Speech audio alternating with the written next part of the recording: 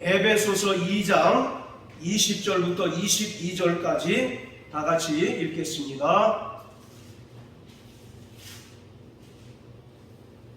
자, 같이 읽습니다. 시작. 너희는 사도들과 선지자들의 그리스도 예수께서 친히 모퉁이 돌이 되셨느니라. 그의 안에서 건물마다 서로 연결하여 주 안에서 성전이 되어 가고 너희도 성령 안에서 하나님의 거하실 처소가 되기 위하여 예수 안에서 함께 지어져 가느니라. 아멘. 교회는 예수께서 그리스도이시며 또 살아계신 하나님의 아들이심을 성령으로 고백하는 사람들의 신앙 공동체입니다.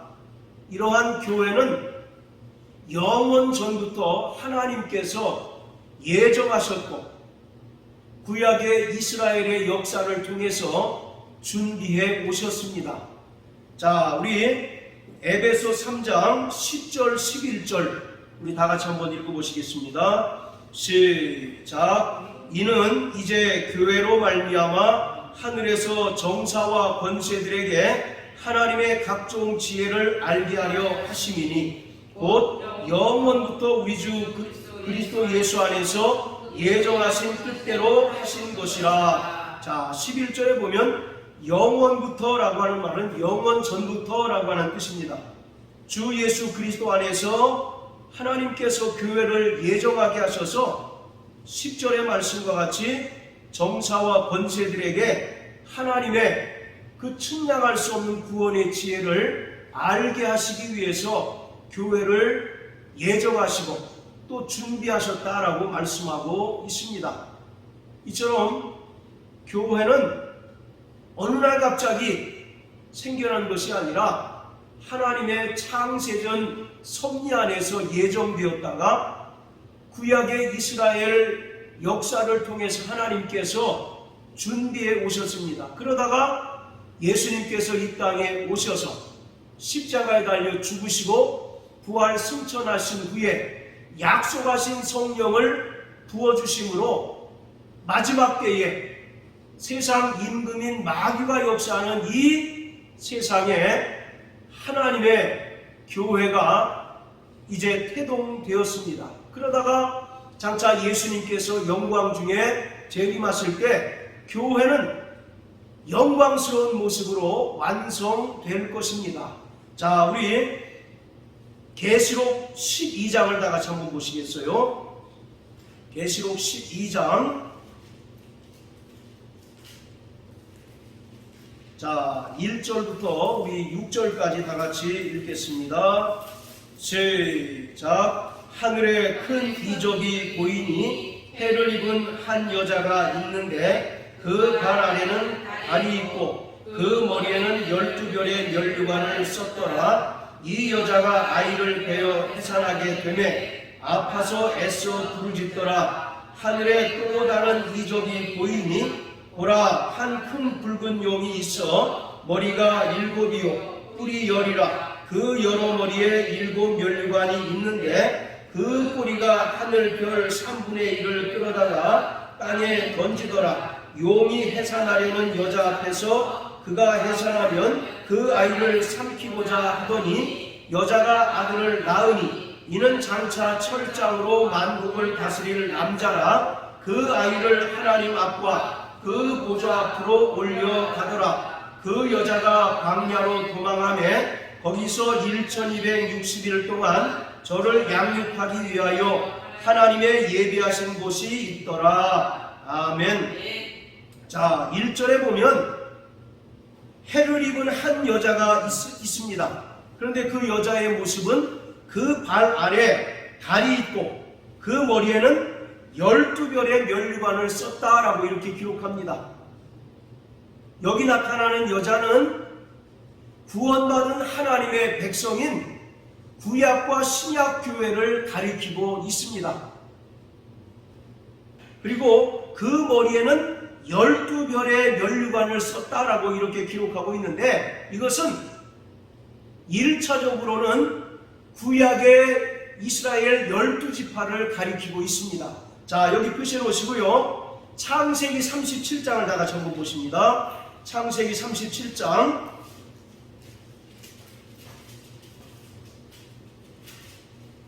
자, 7절부터 10절까지 우리 한번 다 같이 읽어보시겠습니다. 시작. 우리가 밭에서 곡식을 내 단은 일어서고 당신의 들의 단은 내 단을 둘러서서 절하더이다. 그 형들이 그에게 이르되 내가 참으로 우리의 왕이 되겠느냐, 참으로 우리를 다스리게 하겠느냐 하고 그 꿈과 그 말을 인하여 그를 더욱 미워하더니 요셉이 다시 꿈을 꾸고 그 형들에게 고하여 가로되 내가 또 꿈을 꾼즉 해와 달과 11별이 내게 절하더이다 하더라. 그가 그 꿈으로 부용에게 고하매 아비가 그를 꾸짖고 그에게 이르되 너의 꾼 꿈이 무엇이냐? 나와 내 모와 내 형제들이 참으로 가서 땅에 엎드려 내게 절하겠느냐. 자, 9절에 보면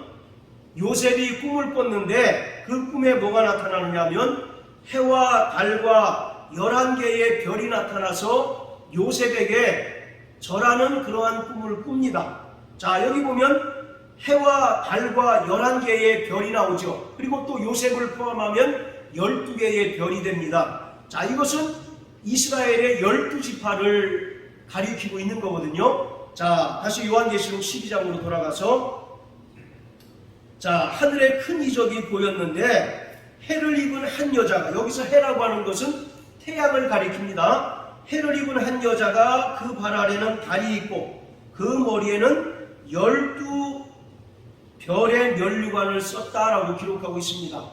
이것은 금방 우리가 읽었던 창세기 37장에 요셉의 꿈을 인용해서 이스라엘 12지파를 가리키고 있는 것입니다. 예수님께서 이 땅에 그리스도로 오셨는데 예수님께서 오실 때에는 구약교회 곧 이스라엘 12지파를 통해서 이 땅에 오셨습니다. 그래서 마태복음 1장 1절에 보면 예수 그리스도의 세계라 이렇게 설명하면서 아브라함과 다윗의 자손을 통해서 오셨다라고 설명하고 있습니다. 그래서 바로 계시록 12장 1절부터 6절까지는 이 땅에 교회가 탄생하게 되는 그런 과정에 대해서 설명하고 있는 것입니다. 그래서 12장 1절에 해를 입은 한 여자가 그 발에는 달이 있고 12별의 면류관을 썼다라고 하는 것은 하나님의 구원을 받은 백성들, 즉 구약교회와 신약교회를 가리키고 있습니다. 자, 그런데 그 여자가 아이를 베어 해산합니다. 그리고 드디어 출산하게 돼서 5절에 보면 아들을 낳았는데 그 아들이 누구냐면 예수 그리스도이신 거죠. 그래서 예수 그리스도가 이 땅에 오심으로 말미암아 이스라엘 12지파의 기원을 두고 있는 구약교회가 신약교회로 완성이 되는 그런 과정을 설명하고 있습니다. 자, 이처럼 1절에 나오는 해를 입은 한 여자는 구원을 받은 하나님의 백성들, 구약교회와 신약교회를 모두 포함하는 하나님의 백성들을 가리키고 있습니다. 자, 그리고 6절에 보면 그 여자가 광야로 도망하는데 거기서 며칠 동안 하나님께 양육을 받느냐면 1260일 동안 하나님께서 그를 양육하신다라고 말씀하고 있습니다. 이것은 용, 곧 사단 마귀에 의해서 그리스도의 몸된 교회가 철저하게 고난을 받고 핍박을 받는 그러한 시대를 가리키고 있는 것이거든요. 그래서 1260일이라고 하는 것은 교회 시대를 가리키고 있습니다. 자, 계시록 11장 한번 다 같이 보세요. 계시록 11장 2절 3절 우리 김영미 집사님 읽어주십시오. 성전 방 마당은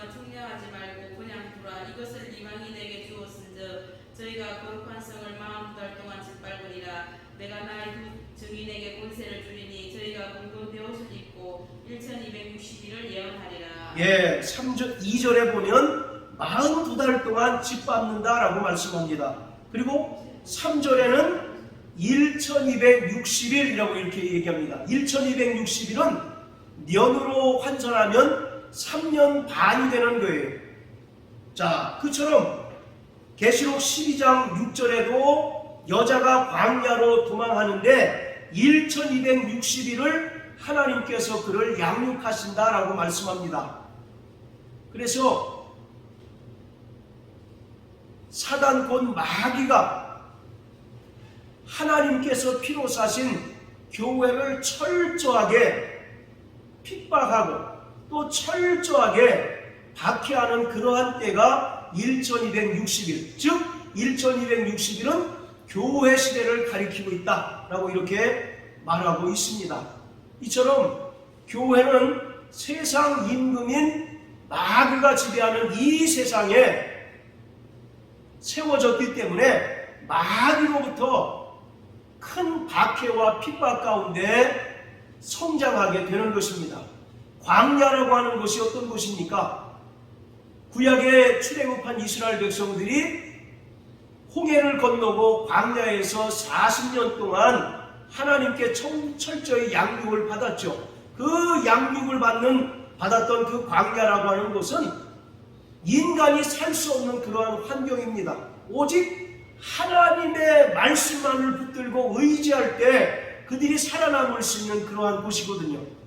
이처럼 오늘 이 땅에 세워진 교회는 철저히 하나님 말씀을 의지하고 하나님 말씀을 순종할 때 살아남을 수 있습니다. 왜냐하면 용, 곧 사단이요 마귀인 악한 자들이 교회를 깨뜨리기 위하여 바로 박해하고 또 핍박하는 가운데 교회가 세워져 있기 때문에 교회는 철저히 하나님의 말씀을 의지할 때만이 비로소 온전히 세워질 수가 있다는 사실을 말씀하고 있는 것입니다. 여러분, 광야 그러면 구약에 어떤 사건이 떠오릅니까? 출애굽 사건이 떠오르지 않습니까? 이처럼 구원받은 성도들 역시 바로 출애굽한 성도들입니다. 그래서 우리는 이스라엘 백성들이 홍해를 건너듯 주님의 명령을 따라서 침례를 받았고 또 침례받은 후에 바로 가나안 땅에 들어간 것이 아니라 하나님께서는 하나님의 백성들을 40년 동안 철저히 광야에서 양육하고 하나님의 백성으로 연단하고 또 다듬어 가셨거든요. 그리고 그 광야를 잘 마친 자들만 가나안 땅에 들어간 것처럼 교회가 바로 그와 같다는 것입니다. 하나님께서 교회를 광야 같은 이 세상에 세우신 까닭은 우리를 철저히 하나님의 백성으로 양육하기 위해서입니다. 또 천국 백성으로 철저히 우리를 다듬어 가기 위해서 교회를 광야에 세우셨어요. 그래서 때로는 마귀와 악한 자들의 그 박해를 오롯이 받으며 우리의 믿음이 성장할 수밖에 없는 것입니다. 이처럼 광야 기간을 거치지 않고서는 아무도 하나님 나라에 들어갈 수가 없는 거예요. 바로 광야 같은 이 기간은 결국 교회 시대를 가리키고 있습니다. 성도들의 신앙생활을 말하고 있는 거예요. 그래서 지난주에도 말씀드렸던 것처럼 교회 밖에는 절대로 구원이 없다라고 말씀을 드렸습니다. 오직 구원은 하나님께서 세우신 교회를 통해서 주어지고 또 교회를 통해서 그 구원받은 믿음이 철저히 유지될 뿐만 아니라 영원한 하나님의 나라에 들어갈 수 있게 됩니다. 마태복음 16장에 보면 예수님께서 베드로에게 천국 열쇠를 주셨다라고 말씀하고 있습니다. 그런데 이 열쇠가 또 어디에 나오느냐면 요한계시록 3장 7절에 보면 다윗의 열쇠를 가지시니가 가라사대 열면 닫을 자가 없고 닫으면 열 자가 없다라고 이와 같이 말씀하고 있습니다. 이 다윗의 열쇠를 누구에게 주셨느냐면 바로 교회에게 주셨다는 것입니다. 이처럼 교회를 통과하지 않고서는 하나님 나라에 들어갈 수가 없는 거예요. 교회를 통하지 않고서는 구원받을 수 없고, 교회를 통하지 않고서는 그 구원받은 믿음을 유지할 수 없을 뿐만 아니라, 교회를 통해서 철저히 하나님의 백성으로 양육받지 않고서는 하나님께서 얘기하신 영원한 하나님의 나라에 들어갈 수가 없습니다. 마태복음 25장 34절에 보면 예수님께서 오른편에 있는 양들에게 말씀하십니다. 내 아버지께 복받을 자들이여 창세전부터 예비된 나라를 상속하라, 이렇게 이야기하고 있어요. 이와 같이 철저히 광야 시대를 거치고 또 교회를 통하여 그 믿음이 연단되고 또 다듬어진 거룩한 믿음의 성도들만이 하나님께서 창세전부터 예비한 하나님의 나라를 상속받을 수 있는 것입니다. 그만큼 우리 구원받은 성도들에게 있어서 교회는 절대적으로 중요한 것입니다. 자, 이 교회는 사실상 구약 이스라엘 12지파의 기원을 두고 있습니다. 자, 우리 사도행전 7장을 다 같이 한번 보시겠습니다. 사도행전 7장.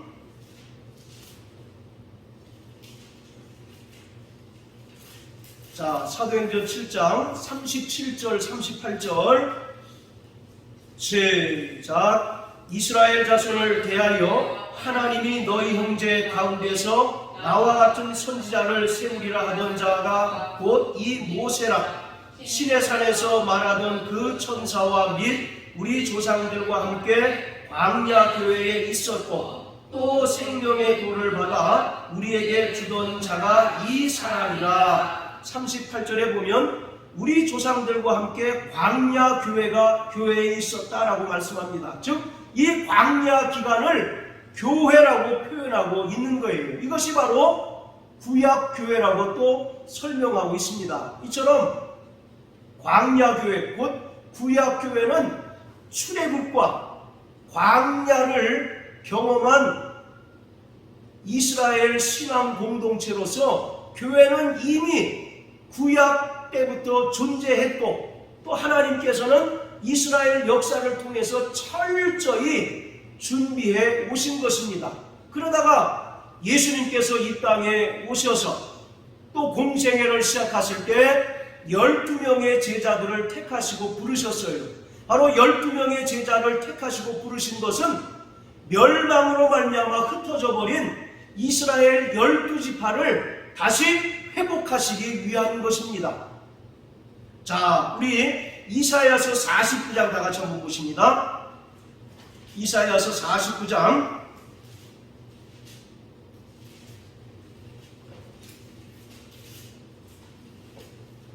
자, 5절 6절입니다. 시작. 나는 여호와의 보시기에 존귀한 자라. 나의 하나님이 나의 힘이 되셨도다. 다시 야곱을 자기에게로 돌아오게 하시며 이스라엘을 자기에게로 모이게 하시려고 나를 태에서 나옴으로부터 자기 종을 삼으신 여호와께서 말씀하시니라. 그가 가라사대 내가 나의 종이 되어 야곱의 지파들을 일으키며 이스라엘 중에 보존된 자를 돌아오게 할 것은 오히려 경한 일이라. 내가 또 너로 이방의 빛을 삼아 나의 구원을 베풀어서 땅 끝까지 이르게 하리라. 자, 6절에 보면 야곱의 지파들을 일으키며 또 이스라엘 중에 보존된 자를 돌아오게 한다라고 이렇게 이야기하고 있습니다. 그래서 예수님께서 공생애를 시작하시면서 마태복음 10장에서 12명의 제자들, 12명의 사도들을 택하시고 부르신 것은 멸망당해서 흩어진 이스라엘 12지파를 회복하시기 위한 것입니다. 그런데 예수님께서 다시 회복하는 이스라엘은 혈통적 이스라엘이 결코 아니라 새로운 영적 이스라엘입니다. 그래서 이 영적 이스라엘은 구원받은 유대인들 뿐만 아니라 이방인들을 포함한 교회를 가리키고 있는 것이에요. 그래서 교회라고 하는 것은 예수 그리스도로 말미암아 세워진 새로운 영적 이스라엘입니다. 자, 따라하세요. 교회는 새로운 영적 이스라엘이다. 예, 구약에는 하나님의 언약 백성인 이스라엘이 나옵니다. 그들은 오직 혈통적 유대인들이었습니다. 그러나 예수님께서 공생애를 시작하시면서 12제자들을 부르신 것은 바로 이스라엘을 다시 회복하시기 위함인데, 예수님께서 회복하시는 이스라엘은 구약의 이스라엘 12지파 혈통적 유대인이 아니라 새로운 영적 이스라엘, 그 안에는 구원받은 유대인들 뿐만 아니라 이방인들을 포함하는 교회를 가리키고 있습니다. 자, 그리고 예수님께서 세우신 12명의 제자들은 새로운 영적 이스라엘의 대표성을 지닌 자들이에요. 그리고 교회의 기초가 되는 자들입니다. 자, 우리 마태복음 19장 다 같이 한번 보십니다. 마태복음 19장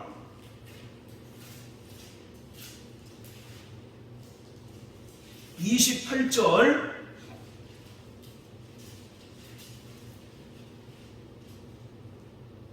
자, 같이 읽습니다. 시작. 예수께서 가라사대 내가 진실로 너희에게 이르노니 세상이 새롭게 되어 인자가 자기 영광의 보좌에 앉을 때에 나를 쫓는 너희도 12보좌에 앉아 이스라엘 12지파를 심판하리라. 지금 이것은 누구에게 하신 말씀입니까?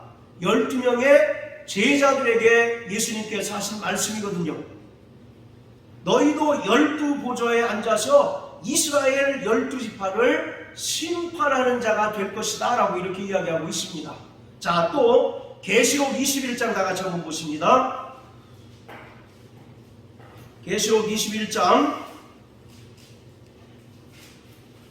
자 9절부터 14절까지 읽겠습니다. 시작. 7 대접을 가지고 마지막 7 재앙을 담은 7 천사 중 하나가 나와서 내게 말하여 가로되 이리오라. 내가 신부 곧 어린 양의 아내를 내게 보이리라 하고 성령으로 나를 데리고 크고 높은 산으로 올라가 하나님께로부터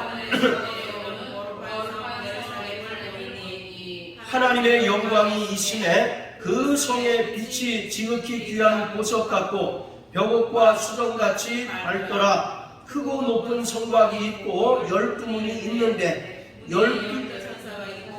그 문들 위에 이름을 썼으니 이스라엘 자손 12지파의 이름들이라. 동편의 세 문, 북편의 세 문, 남편의 세 문, 서편의 세 문이니 그 성의 성곽은 12기초석이 있고 그 위에 어린 양의 12사도의 12이름이 있더라. 자, 계속 12라고 하는 숫자가 반복이 됩니다. 여러분, 성경에서 12라고 하는 숫자가 나오면 이것은 구원받은 하나님의 백성들인 교회를 상징한다 라고 이와 같이 여러분들이 생각해도 전혀 틀리지 않습니다. 그래서 성경은 특히 12라고 하는 숫자들이 굉장히 많이 나와요. 계시록은 특히 10이라고 하는 숫자가 굉장히 많이 나옵니다. 계시록 7장에 보면 이스라엘의 인맞은 자의 숫자가 기록되어 있죠. 14만 4천 아닙니까? 14만 4천은 12 곱하기 12 곱하기 1000이에요. 이것은 구약 교회와 신약 교회를 가리키고 있는 것입니다. 자, 그리고 금방 읽은 계시록 21장에도 보면 새 예루살렘 성이 있는데 그 성에 12개의 문이 있어요. 그런데 그 문마다 누구의 이름이 기록되어 있습니까? 네, 이스라엘 12지파의 이름이 기록되어 있어요. 그리고 그 성곽에 기초석이 있는데 그 기초석에는 누구의 이름이 기록되어 있습니까? 네, 12사도의 이름이 있다라고 이렇게 얘기합니다. 이것이 바로 교회인 것이에요. 그래서 9절 10절에 보면 성령이 신부 곧 어린 양의 아내를 내게 보여준다라고 말씀하고 있잖아요. 그런데 정작 10절에서 보여주시는 것이 무엇입니까? 새 예루살렘 성이잖아요. 바로 이 새 예루살렘 성이 천상에 완성될 구원받은 하나님의 백성들, 곧 교회를 가리키는데, 성경에서 말하는 교회는 구약교회뿐만 아니라 신약교회를 모두 포함하고 있다라고 이렇게 이야기하고 있는 거예요. 그래서 예수님께서 12명의 제자들을 택하시고 세우신 것은 바로 예수님으로 말미암아 이 땅에 세워질 교회는 구약교회의 완성이고, 구약교회를 통해 약속하신 그 모든 약속들이 성취된다는 사실을 우리에게 분명하게 보여주고 있는 것입니다. 이것은 또 우리가 무엇을 통해서 알 수 있느냐면, 예수님께서 제자인 시몬에게 어떤 이름을 붙여주십니까? 베드로라는 이름을 붙여주죠. 베드로라는 뜻이 뭡니까? 반석이라는 뜻 아니겠어요? 반석. 이처럼 바로 반석 위에 예수님께서 교회를 세우시겠다는 것을 이야기하고 있습니다. 자, 또 우리 이사야서 51장 다 같이 한번 보세요. 이사야서 51장. 신약에만 반석이 나오는 것이 아니라 구약에도 반석이 나옵니다. 자, 51장 1절 2절 다 같이 시작. 의를 좇으며 여호와를 찾아 구하는 너희는 나를 들을지어다. 너희를 떠낸 반석과 너희를 파낸 우묵한 구덩이를 생각하여 보라. 너희 조상 아브라함과 너희를 생산한 사라를 생각하여 보라. 아브라함이 혈혈단신으로 있을 때에 내가 부르고 그에게 복을 주어 참성케 하였느니라. 자, 1절에 보면 떠낸 반석과 너희를 파낸 우묵한 구덩이를 생각해보라 이렇게 얘기합니다. 하나님께서 아브라함을 떠낸 반석으로 여기셔서 아브라함을 통해서 하나님의 언약 백성인 이스라엘을 세우셨다라고 말씀하고 있는 것입니다. 마찬가지로 제자 중 한 명인 시몬에게 예수님께서 반석이라고 하는 뜻을 가진 베드로라는 이름을 주신 것은 그들을 통해서 반석과 같은 교회가 세워질 것이다 라는 사실을 암시하고 있는 것입니다. 할렐루야. 바로 성경에서 교회는 헬라어로 에클레시아라고 합니다. 이 에클레시아라고 하는 뜻은 하나님께서 특별히 부르셨다라고 하는 뜻을 가지고 있어요. 따라서 우리는 하나님께서 세상으로부터 특별히 부르신 자들입니다. 할렐루야. 자, 그런데 신약의 교회에 해당하는 구약의 명칭은 회중이라는 뜻이 있습니다. 회중이라는 단어가 있습니다. 그리고 여호와의 총회라고 하는 말이 있죠. 바로 이 회중과 여호와의 총회가 구약의 교회를 상징합니다. 그래서 히브리서 12장 23절에 보면 하늘에 있는 장자들의 총회와 그런 표현이 있잖아요. 바로 이 총회라고 하는 것이 교회를 상징합니다.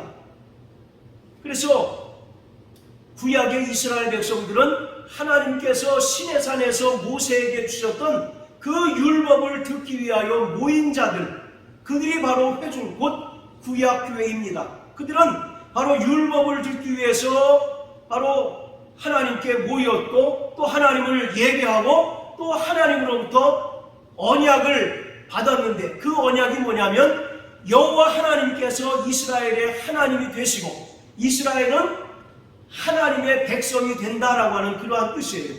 따라서 바로 구약도 그렇고 신약도 그렇고 교회라고 하는 것은 하나님께서 세상으로부터 특별하게 부르셔서 하나님의 백성으로 삼으신 성도들, 또 교회 공동체를 바로 교회라고 이렇게 이야기하고 있습니다.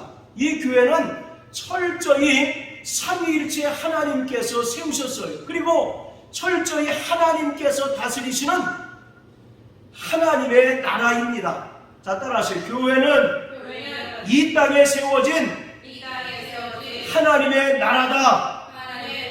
네, 바로 이 땅에 세워진 하나님의 나라가 교회입니다. 그렇기 때문에 모든 구원받은 성도는 이 땅에서 세워진 하나님의 나라인 교회에서 철저히 하나님의 백성으로 양육받아야 합니다. 우리가 군대를 가더라도 바로 자대 배치받지 않지 않습니까?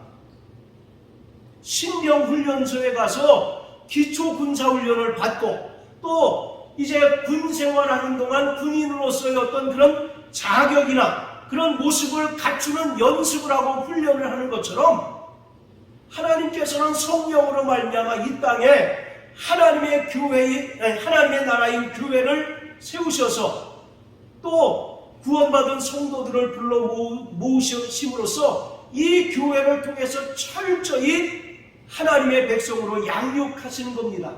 또 하나님의 백성으로 철저히 다듬어 가시는 거예요. 바로 모난돌이 정맞는다는 이야기 있는 것처럼 이 땅에서 여전히 우리가 구원받은 하나님의 자녀로 살아가지만 여전히 우리 안에는 옛사람의 성품이 남아있기 때문에 하나님께서는 때로는 고난이라고 하는 방법을 통해서 또 때로는 히브리서 12장에 기록된 징계라는 방법을 통해서 옛 성품을 끊어내는 연습을 시킵니다. 익숙한 것으로부터 이별하는 연습을 교회를 통해서 하나님께서 시키는 거예요. 그래서 우리는 교회 생활을 통해서 무엇을 배워야 하느냐면 세상과 이별하는 연습을 배워야 합니다. 세상과 결별하는 방법을 배워야 합니다. 여러분, 예수님께서 제자들을 데리시고 변화산상에 오르셔서 예수님께서 제자들에게 뭐라고 말씀하십니까? 내가 예루살렘에서 별세할 것을 말씀하셨다라고 말씀하잖아요. 별세라는 것이 뭡니까? 세상과 이별하는 것 아니겠어요? 바로 이 별세라는 단어가 헬라어로 엑소돈이라고 하는 단어가 쓰였는데 이 말은 출애굽 그런 뜻입니다. 그러니까 우리는 끊임없이 교회를 통해서 이 세상과 이별하는 연습을 해야 합니다. 우리가 이 세상에서 태어나면서부터 가지고 왔던 것들을 철저하게 하나 둘씩 버리는 연습을 교회를 통해서 해야만 하는 거예요. 그 연습이 제대로 되지 않은 사람은 더 많은 고난을 당할 수밖에 없고 또 하나님으로부터 더 많은 징계를 받을 수밖에 없는 것이에요. 그렇기 때문에 구원받은 성도들이 신앙생활하는 동안 당하는 고난은 하나님의 놀라운 섭리가 있습니다. 우리가 전혀 예기치 못한 그런 어려움을 만나면 하나님의 놀라운 섭리가 있다는 것을 우리는 분명히 깨달아야만 합니다. 이 땅에서 내가 정말 하나님 뜻대로 살지 못한 것에 대해서 하나님께서 바르게 지도하시고 교육하시는 방법이구나, 또 세상으로부터 우리가 이별을 시키는 방법이구나라고 이와 같이 우리는 생각해야 하는 것이에요. 할렐루야. 그렇기 때문에 하나님께서는 구원받은 성도들을 세상에 그냥 방치해 두신 것이 아니라 교회로 불러 모으셔서 교회에서 철저하게 양육하고 또 다스리시고 또 우리의 옛 자아를 철저히 죽이는 연습을 시키십니다. 그럴 때 우리가 하나님의 백성으로서 온전히 다듬어지고 날마다 새로워질 수가 있는 것입니다. 할렐루야. 네. 자, 바로 신약 성경은요, 교회의 본질을 세 가지로 설명하고 있습니다. 교회라고 하는 것이 과연 무엇이냐? 교회는 예수를 그리스도로 고백하고 또 하나님의 아들로 고백하는 성도들의 신앙 공동체가 바로 교회인데, 과연 이 교회가 정말 본질적으로 어떤 모습이고 또 어떤 것이 바로 교회인가를 이 신약 성경은 우리에게 분명하게 설명해 주고 있습니다. 바로 첫 번째, 교회는 택함받은 하나님의 백성입니다. 자, 따라하세요. 교회는 택함받은 하나님의 백성이다. 할렐루야.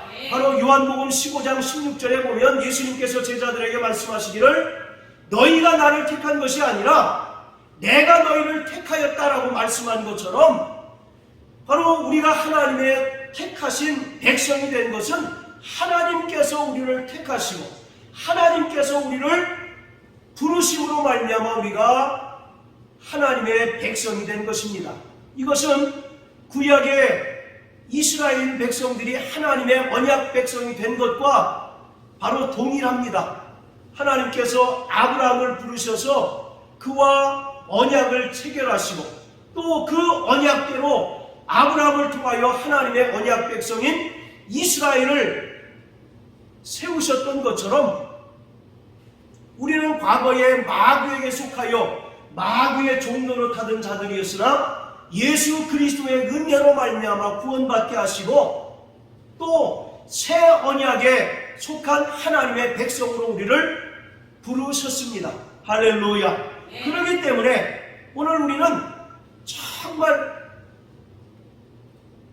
하나님으로부터 택하심을 받은 하나님의 백성이라고 하는 놀라운 자긍심이 우리에게 있어야 합니다. 세상으로부터 많은 핍박을 당하고 또 세상으로부터 어려움을 당하지만 우리는 하나님께서 특별히 우리를 택하시고 또 하나님께서 우리를 부르신 하나님의 백성이라고 하는 그런 놀라운 믿음을 가지고 있어야 하는 것입니다. 우리는 과거에 본질상 진노의 자녀였으나 하나님께서 그 아들 예수 그리스도로 말미암아 우리를 사망에서 생명으로 옮긴 자들이요 또 하나님의 그 사랑하시는 아들의 나라로 옮김을 받은 자들이기 때문에 우리는 정말 이 땅에서 하나님의 택하심을 받은 하나님의 백성으로서의 그 믿음과 그 능력을 따라 살아가는 자가 되어야 합니다. 할렐루야. 자, 우리 마가복음 5장을 다 같이 한번 보시겠습니다. 자, 마가복음 5장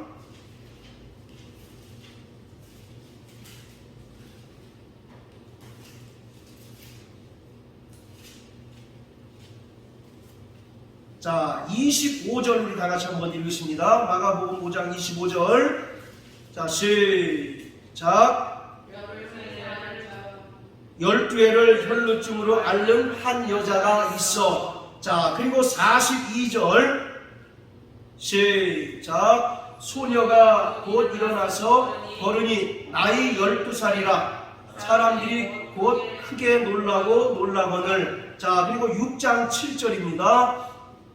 시작. 12제자를 부르사 둘씩 보내시며 더러운 귀신을 제어하는 권세를 주시고. 자, 그리고 6장 43절. 자, 다같이 시작. 남은 떡 조각과 물고기를 12바구니에 차게 거두었으며. 자, 지금 마가복음 5장과 6장에 걸쳐서 4개의 구절을 읽었는데 4구절에서 동일하게 나타나는 그 숫자가 뭡니까? 12이라고 하는 숫자가 나오죠. 혈루증을 앓던 여자가 12년 동안 혈루증을 앓았다라고 이와 같이 얘기합니다. 그리고 회당장 야이로의 딸이 죽었다가 살아났는데 그 나이가 12살이에요. 그리고 6장으로 넘어가서 예수님께서 12명의 제자들을 택하시는 장면이 나옵니다. 그리고 6장 43절에 보면 오병이어의 이적을 설명하는 것 아니겠습니까? 5,000명이 다 먹고 나서 그 남은 조각과 물고기를 거두었더니 그것이 어느 만큼 됐다고요? 12바구니가 되었다라고 이렇게 얘기합니다. 왜 하필이면 계속 12라고 하는 숫자를 연속적으로 마가는 기록하고 있을까요? 이것이 예수님께서 세우신 바로 교회를 설명하고 있는 것입니다. 여러분, 구약의 율법에 따르면 혈루증 앓는 여자와 죽은 야이로의 딸은 부정한 자들이죠. 그래서 이 12년 동안 혈루증 앓던 여자는 일반인들과 같이 살 수 있습니까? 없습니까? 일반인들과 살 수 없고 따로 격리되어서 살 수밖에 없는 그런 불행한 여자예요. 그리고 회당장 야이로의 딸이 죽었습니다. 그런데 예수님께서는 그 딸의 손을 잡고 일으키셨어요. 구약의 율법에 따르면 죽은 시체나 짐승의 죽은 것을 만지는 자도 부정한 자이기 때문에 일정 기간 동안 격리되어야 합니다. 그렇죠? 네. 이것이 바로 구약의 율법이 정한 예입니다. 그런데 예수님께서 죽으시고 부활 승천하신 후에 성령을 통하여 이 땅에 세우실 교회는 그런 차별이 전혀 없다는 사실을 우리에게 보여주고 있는 거예요. 그래서 계속 10이라고 하는 숫자를 연결하고 있는 겁니다.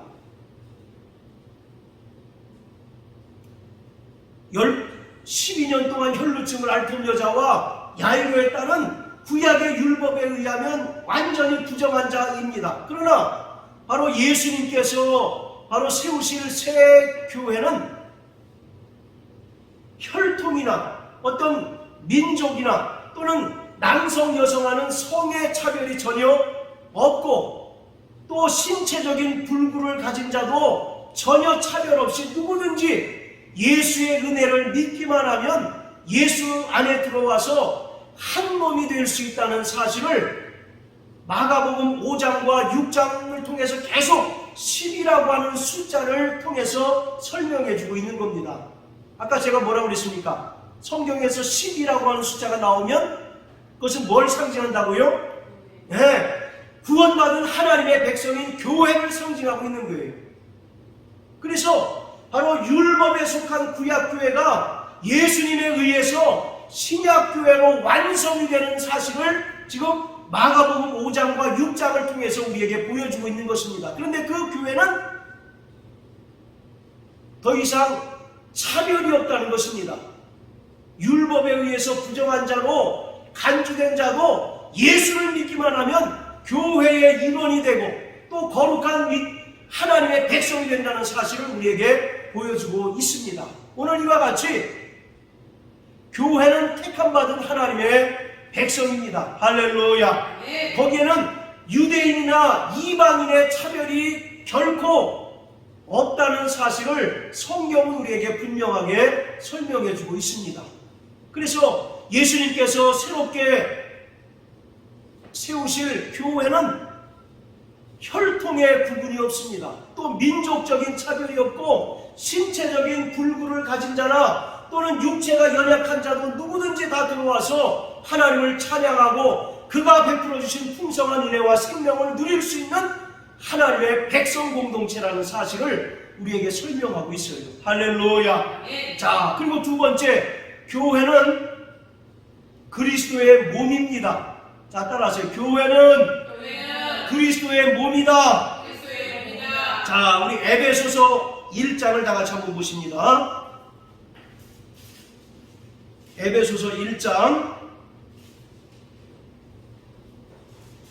22절 23절 자, 같이 읽습니다. 시작. 또 만물을 그 발 아래 복종하게 하시고 그를 만물 위에 교회의 머리로 주셨느니라. 교회는 그의 몸이니 만물 안에서 만물을 충만케 하시는 자의 충만이니라. 자, 23절 다시 읽습니다. 시작. 교회는 그의 몸이니 만물 안에서 만물을 충만케 하시는 자의 충만이니라. 자, 교회가 뭐라고요?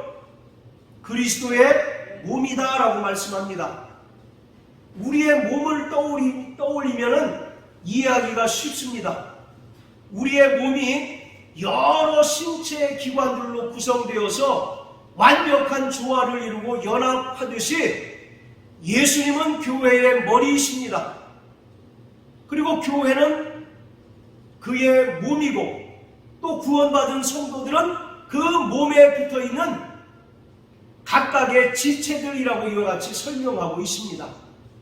따라서 주님은 그리스도의 몸된 교회를 통해서 지금도 죄인들을 구원하시는 사역들을 지속하고 있습니다. 자, 그런데 23절에 보면 만물을 충만케 하시는 자의 충만이다 라고 이렇게 얘기합니다. 이 말이 무슨 뜻일까요?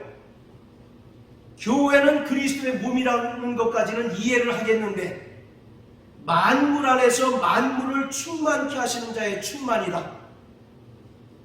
이 말은 한마디로 그리스도의 몸된 교회에는 하나님의 영광이 충만하게 나타나야 된다는 것입니다. 뭐가 나타나야 된다고요? 하나님의 영광이 나타나야 된다는 것입니다. 여러분, 요한복음 1장 14절에 보면 말씀이 육신이 되어 우리 가운데 거하심에 아버지의 독생자의 영광이요 은혜와 진리가 충만하다라고 기록하고 있지 않습니까? 이처럼 예수님께서 이 땅에 성육신하고 인간의 몸으로 오셨을 때 그에게서 아버지의 독생자의 영광이 충만했던 것처럼 교회는 예수 그리스도의 신령한 몸입니다. 할렐루야. 그렇기 때문에 오늘 교회를 통해서 하나님의 영광이 충만히 나타나야 합니다. 뿐만 아니라 성도들은 그리스도의 몸된 교회에 철저하게 연합되어서 그로부터 생명을 공급받아야 온전히 살아갈 수가 있습니다. 요한복음 15장 1절부터 8절까지 보면 포도나무의 비유 나오지 않습니까? 아버지는 농부시고 예수님은 포도나무시고 성도들은 가지다라고 말씀하잖아요. 그 가지가 나무에 온전히 붙어 있어야 생명을 공급받고 또 생명을 이제 부여받아서 많은 열매를 맺을 수 있습니다. 그러나 그 가지가 나무에 붙어 있지 않으면 어떻게 됩니까? 네, 밖에 버리고 말라지나니 불에 던지울 뿐이다 라고 이와 같이 말씀하고 있어요. 이처럼 교회는 그리스도의 몸입니다. 그것을 예수님은 요한복음 15장에서 나는 포도나무요 라고 이렇게 이야기하고 있어요. 그래서 성도는 그리스도의 몸인 교회에 붙어 있어서 교회로부터 공급되어지는 생명과 그 은혜로 날마다 충만하고 날마다 교회를 통해서 들려지는 성령의 음성을 들을 때 끝까지 믿음을 지속할 수 있습니다. 뿐만 아니라 교회는 하나님의 영광이 나타나야 합니다. 예수님께서 금방도 말씀드렸던 것처럼 이 땅에 육신으로 오셨을 때 하나님의 영광이 충만했던 것처럼 그리스도의 신령한 몸인 교회는 하나님의 영광이 나타나야 합니다. 그럴 때 세상 불신자를 향해서 하나님의 살아계심을 나타낼 수 있습니다. 또 하나님의 나라를 경험하게 할 수 있어요. 그런데 온통 교회에서 분쟁과 다툼의 소리만 나기 때문에 지금 우리가 살아가고 있는 이 시대는 세상으로부터 교회가 걱정거리가 되는 그런 시대에 살아가고 있습니다. 교회에는 뭐가 나타나야 된다고요? 하나님의 영광이 충만하게 나타나야 합니다. 여러분, 우리는 구원받은 성도들은 성경을 통해서 하나님을 발견합니다. 맞죠? 또 성경을 통해서 하나님의 살아계심을 경험합니다. 그렇다면 세상 불신자들은 누구를 통해서 하나님을 경험하게 될까요? 우리 고 선생님, 세상 불신자들은 누구를 통해서 하나님의 살아계심을 알 수 있을까요? 세상 불신자들이 성경책 읽겠습니까? 안 읽겠습니까? 안 읽죠. 물론 처세술로 읽는 사람이 있다고는 하지만 믿으려고 읽는 사람은 없을 겁니다. 그렇다면 저 교회 밖에 있는 불신자들은 누구를 통해서 예수를 발견해야 하고 누구를 통해서 하나님의 살아계심을 발견하고 또 하나님 나라가 어떤 것인가를 발견할 수 있어야 합니까? 교회를 통해서 발견할 수 있어야 합니다. 할렐루야. 그렇기 때문에 교회는 온전히 하나님의 영광이 충만해야 합니다. 그럴 때 교회 밖에 있는 불신자들이 교회를 통해서 하나님의 살아계심을 볼 수 있습니다. 또 하나님의 나라를 경험할 수 있어요. 그래서 바로 우리가 하나님의 나라를 소개해주는 그런 역할을 감당해야 한다는 거죠. 할렐루야. 따라하세요.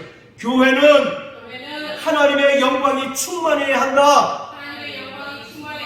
자, 또 성경에서 말하는 교회의 본질 세 번째는 교회는 하나님의 성전입니다.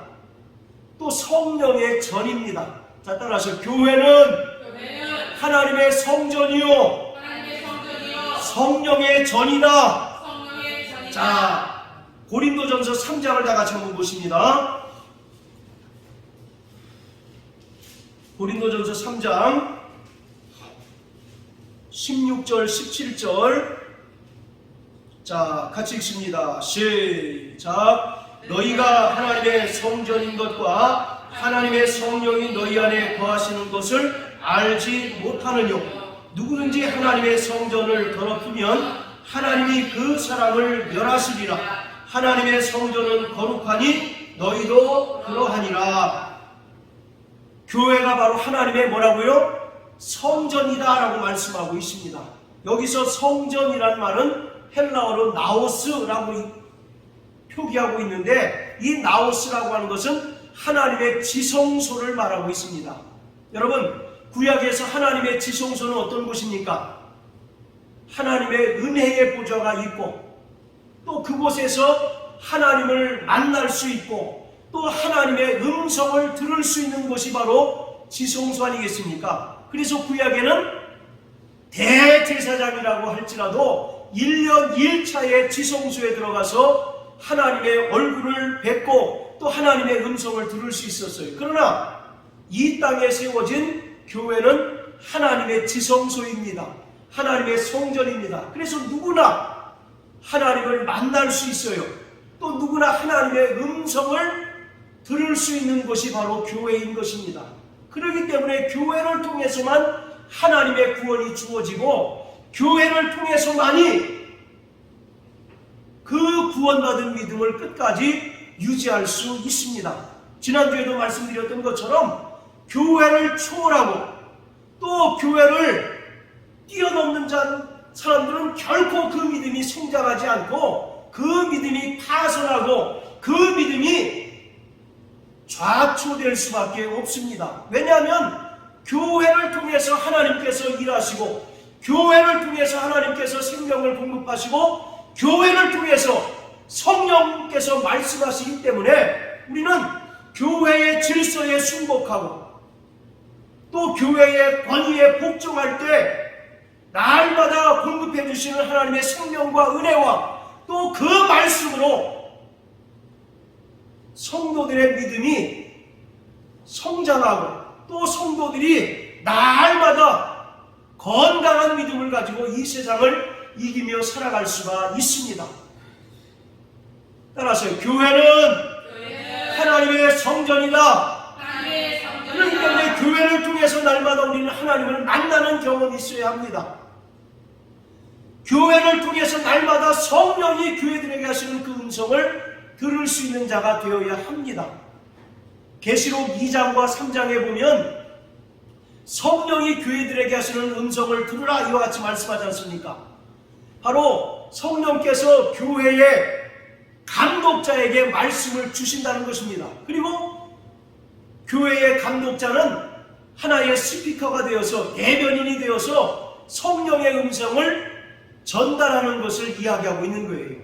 그렇기 때문에 성령께서는 교회를 통해서 일하시고 교회를 통해서 진리의 말씀을 선포하십니다. 따라서 교회를 떠나거나 교회를 초월한 자는 그 믿음을 끝까지 지속할 수가 없는 것입니다. 교회는 하나님의 영광이 충만해야 합니다. 여러분, 구약의 모세가 지은 성막에는 하나님의 영광이 충만했습니다. 자, 우리 출애굽기 40장을 다 같이 한번 보세요. 자, 출애굽기 40장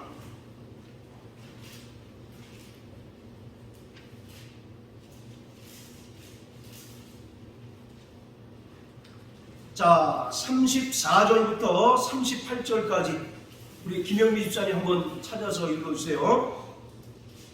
출애굽기 40장 34절부터 38절까지.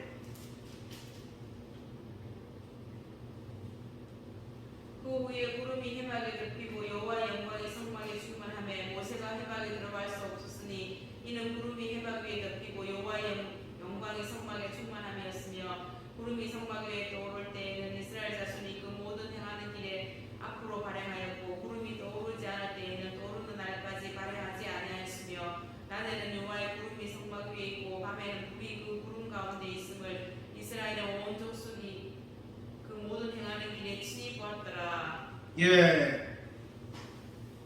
출애굽기 40장은 모세가 성막을 완공한 후 하나님께 봉헌했을 때의 상황을 설명하고 있는 것입니다. 자, 34절에 보면 구름이 회막에 덮이고 여호와의 영광이 성막에 충만하며 모세가 회막에 들어갈 수 없었다라고 이렇게 얘기합니다. 자, 이처럼 구약의 성막에는 하나님의 영광이 충만했습니다. 자, 또 열왕기상 8장을 다 같이 한번 보세요. 열왕기상 8장.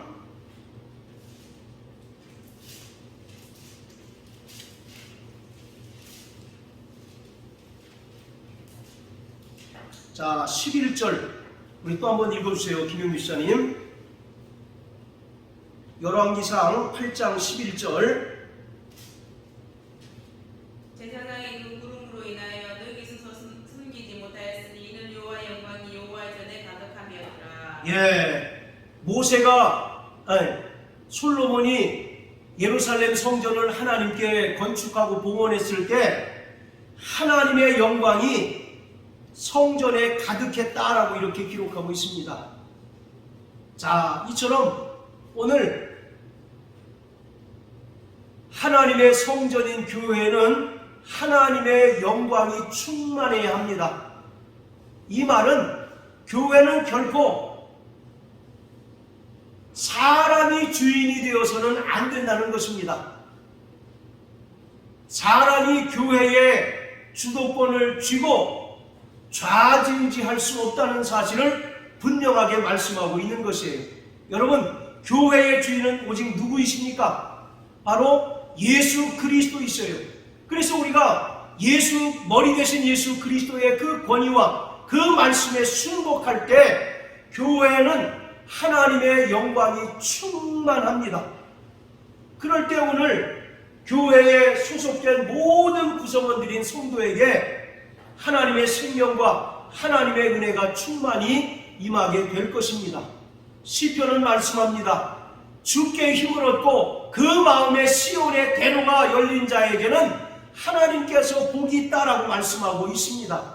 바로 시온의 대로가 열렸다는 것은 성전을 사모하는 열심, 성전을 사모하는 믿음이 있다는 것을 말하고 있어요. 오늘 이와 같이 우리는 하나님의 성전된 교회를 사랑하는 자가 되어야 합니다.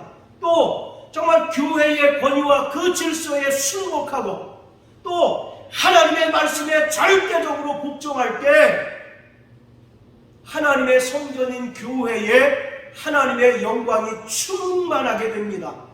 그런데 에스겔서에서는요, 하나님의 영광이 성전에서 떠난 적이 있음을 기록하고 있어요. 아니, 하나님의 영광이 성전에 늘 충만한데 무슨 소리냐? 반문하시겠지만 이스라엘이 하나님의 말씀을 불순종하고 또 우상을 섬길 때 일시적으로 하나님의 영광이 성전 동문을 통해서 떠난 것을 분명히 기록하고 있습니다. 찾아보진 않겠습니다. 에스겔서 10장과 11장에 분명히 기록되어 있어요. 자, 이처럼 하나님의 영광이 떠났다는 얘기는 더 이상 그것이 하나님의 성전이 될 수 없다는 것을 말하고 있습니다. 아까 고린도전서 3장 17절에 보면 성전을 더럽히면 하나님께서 반드시 멸하신다고 말씀한 것처럼 비록 건물 형태는 하나님의 성전이고 또 하나님을 섬기는 그런 모습은 있다 할지라도 근본적으로 하나님의 말씀을 불순종하고 또 하나님을 경외하는 것이 없다면 그것은 더 이상 성전으로서의 기능을 상실해버렸다는 것을 말하고 있습니다. 그렇기 때문에 오늘 교회는 하나님의 영광이 충만하고 또 구원받은 모든 성도들이 교회 안에 소속되어서 그 질서와 권위 앞에 순종하고 철저히 하나님의 백성으로서 연단받고 훈련될 때 우리는 날마다 교회를 통해서 공급하시는 하나님의 생명과 은혜와 또 성령을 통해서 말씀하시는 그 진리의 말씀을 통해서 날마다 새로워질 수가 있게 되는 것입니다. 할렐루야. 자, 따라하세요. 나는 교회다. 우리는 모두 교회다. 할렐루야.